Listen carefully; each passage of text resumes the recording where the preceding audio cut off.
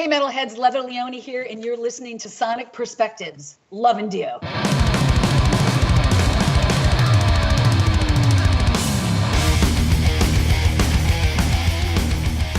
Hi guys, this is Rodrigo from Sonic Perspectives, and on the phone with me is a legendary singer. Her name is Leone. Leather, how are you today? I'm doing so great, Rodrigo. Thank you for taking the time to speak with me. Always a pleasure. And after a string of albums with Chastain in the 80s, you took an extended break from the music business. Why such a long break, and what prompted that your return? I didn't really plan on going away that long. Chastain and I knew were kind of amicably done, at least for a while. So I planned on coming home and giving myself a 6-month break and then getting into another band. But I didn't have a lot of good luck getting into working with other musicians or working with any labels. I didn't really have anything that was of interest to me, and I'm not one to compromise. So it was more, it was a better decision for me to just walk away than do something that wasn't going to work for me. So I did. I took a walkabout, as I call it. And what prompted me to get back into it for sure was the loss of Ronnie James Dio, who meant everything to the whole world, but he was a mentor of mine, and it was very hard. It was a very hard time, and I went to LA for his services, and through that, I started having conversations with people again about doing music, and I felt actually almost ashamed of myself that I had been given this gift and I hadn't done anything with it. So through the passing of Ronnie, I said I had to do something for him, so I decided to start doing music again.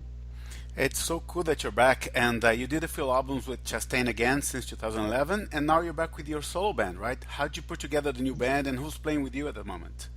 The new band came about when I had the privilege of going down to South America last year and do a tour with Rob Rock. And Rodrigo Altaf, my manager, supplied this band for me, which was the same band that Rob Rock was using, but he was also using another guitar player named Vinny Tex. So as I watched them play every night, I just looked at Rodrigo one night and I said, this is the band that I want to work with. So we just started the conversation. Everyone agreed that we all wanted to work together. And then we just, when I came home, you know, in the spring, we started writing. It's Vinny Tex on guitar, Damon Ross on guitar, Thiago Velasquez on bass, and Braulio Germán on drums. And they're all from Brazil. Yeah, I noticed did you record and produce parts of it in Rio, or just recorded or just produced? What we did is we did all the music in Rio, and I actually laid down vocal tracks that we decided after the record was done that we wanted to redo those. So I was blessed enough that when I was on the road, I could go to Poland, and I redid the vocals in Poland at Hertz Studios, which is known for all their death metal, you know, Behemoth and Vader and Hate. They all record down there. So it was a great opportunity for me to redo my vocals in this huge studio. So it was a wonderful opportunity that I couldn't pass up. My guitar player, Vinny Tex, had worked with them previously with another band. So they were very welcoming and allowed us to do it there. We're talking, of course, of the new album, which is called Simply 2, and it's set for release next Friday, April 13th, right? Yes. Tell us a bit more about the composition, recording of that album, and so on. Well, what we did is, obviously I live here in the States. They would just send me pieces of music via the internet, you know, and we would kind of go through them, and we would talk about what we wanted them to sound like, and then they would send me pieces, and I would record melodies over it. So we just did it back and forth that way. And it actually came together quite easy, I must say. We have a great musical relationship, and that's really about it. Some of it was new, some of the riffs they had written a while ago, but I think most of it was new. And I dig most of the lyrics and the melodies, and we would just go back and forth. And we actually finished it quite quickly, but it took us a while to get it, to get it out on a label and stuff. But it was wonderfully easy. It was great. Yeah, I listened to it a couple of times since last week, and it just rocks from start to finish. It seems to be a more direct approach rather than the symphonic approach that you had with Chastain. Yes. I really wanted to. And God bless Chastain. I love everything about what I've done with him, and it's because of him that I'm here. But I really wanted to get away as the guys did, from the neoclassical sound. I wanted it to be really raw. I didn't want a lot of production. I didn't want any layering, any harmonies. I literally just went in there and cut it, quick and easy and rough and raw. So I'm really pleased with the way it came out. Yes, it's very direct. I agree with you. Yeah, and I like how it starts strong with the song Juggernaut. It's my favorite on the whole album. Oh, is it? Do you like Juggernaut? Yeah. I love that. That was the guitar player Damon Ross wrote that song. Yeah, he just presented it to me one day, and I think we played with the melody a little bit. But yeah, that's a strong opener for sure. Yeah, and another one that caught my attention was Annabelle. Is it based on the horror movie of the same name or not? No, I know everybody asks me that. No, Annabelle is bizarre just because I don't really like children. I don't have any children. I'm not a big child fan. And I was walking out of a restaurant one night, and I looked over, and there was a grandmother leaning over a baby carriage, and she was calling the baby Annabelle. And as I walked by this baby's eyes just latched onto me and was just staring at me. And I don't know how to explain it. Such a rush of emotion, or I just stared at this baby, and this baby stared back at me. And I just actually sat in my car, and I wrote the lyrics to Annabelle on my iPad. It was just an experience with this baby. It was bizarre. That's just as impressive as the horror movie anyway. So yeah, is it? I know. Damn, I wish they would call us to use that song. Yeah. Yeah. So the first single and lyric video is for Lost at Midnight. What does that song talk about? And do you find that it's a good representation of the rest of the album as a whole? I do. It was either between that one or Hidden in the Dark, but my management, Rodrigo, said that Lost at Midnight was the one to pull, and I think he was right. Lost at Midnight was it's a really near and dear song to me, and I kind of don't like to talk about lyrics. I like to keep it open for interpretation, but I can say that it was a situation that I had with somebody that I had met, and it was just a conversation with the head about a certain situation that I wanted to happen, and it wasn't going to happen. So it was just basically kind of about being pissed off and wondering what was going to happen at midnight. It's very simple. No.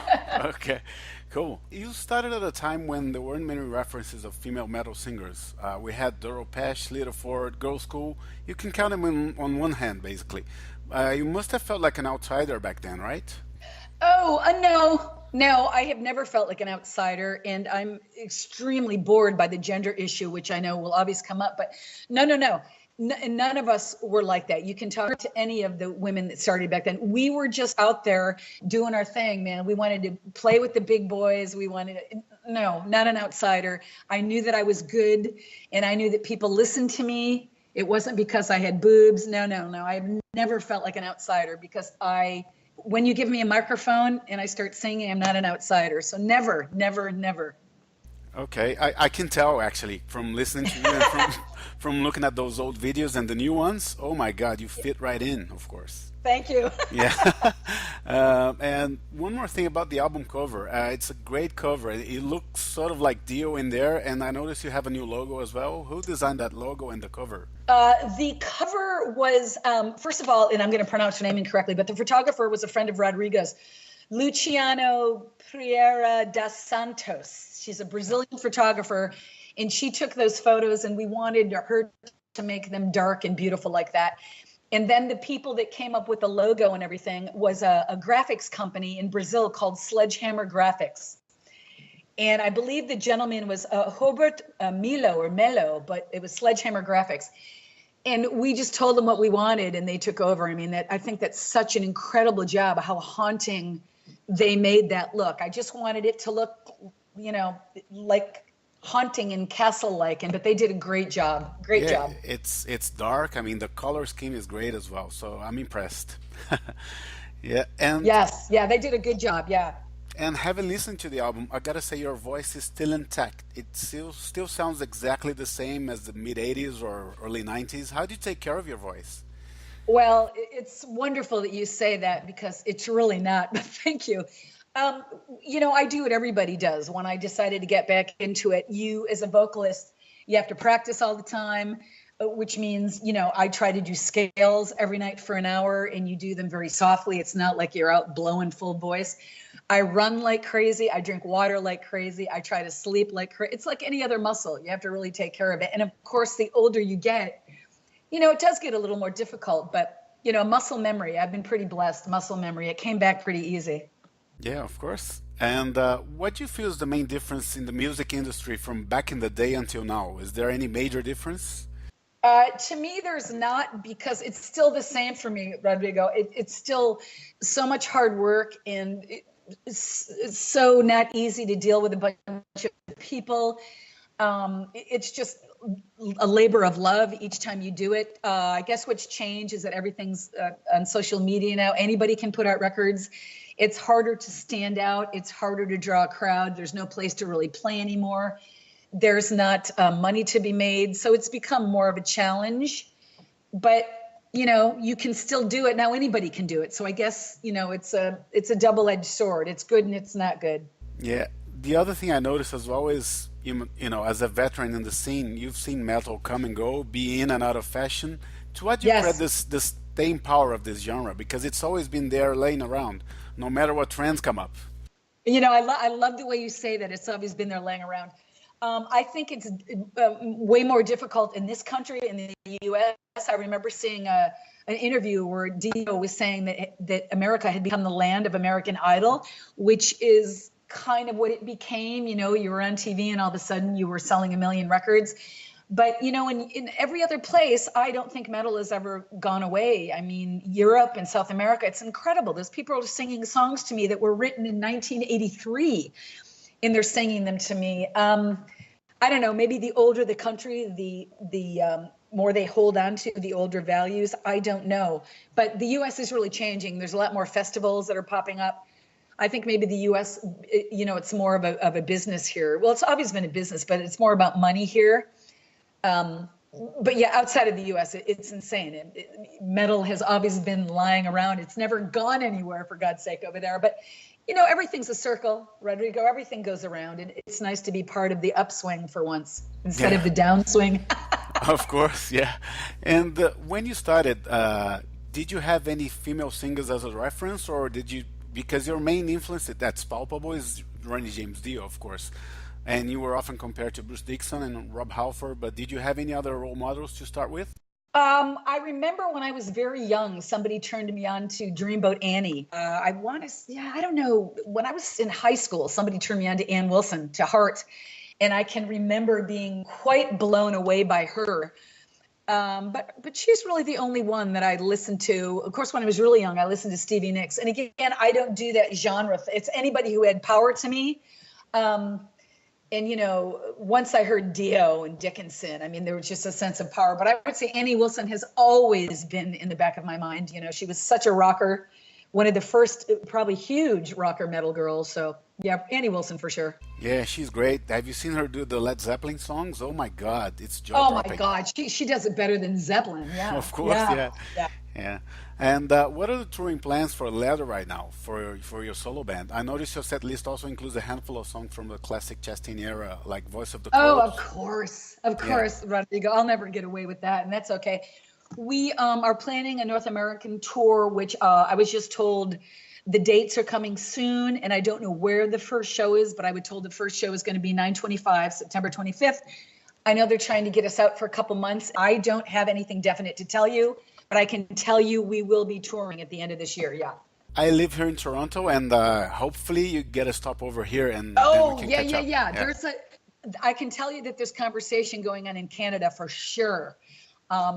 So, you know, stay tuned to my page, and of course I'll let you know. You're in my, you know, my people to bug column. So, but I would let you know for sure. Can you finish off with a message to your fans around the world who want to see you on tour? Yes, my message to all of you is you're so appreciated. I am enamored and humbled by all your belief and love that you show me. You will not be disappointed with the new record, and I'm going to get out and I'm going to play it for as many of you as I can. Love and Dio always. Thanks, Leather. Thank you for your time today, and all the best to you and the band on the upcoming tour, and hopefully we can catch up very soon. Great. Thank you, Rodrigo. Thank you for listening, everyone. I hope you enjoyed this interview with Leather Leone. Don't forget to follow us on Twitter and Facebook, and subscribe to our YouTube channel. You can find the links just below this video.